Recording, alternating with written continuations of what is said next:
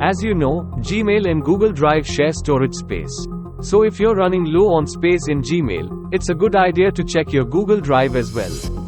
In this video, I'll show you a few quick and easy ways to free up space in Gmail Drive storage. Step 1. Delete old files. To do this, go to your Google Drive and click on the Menu button. Then, select Trash. This will show you all of the files that you've deleted from Google Drive.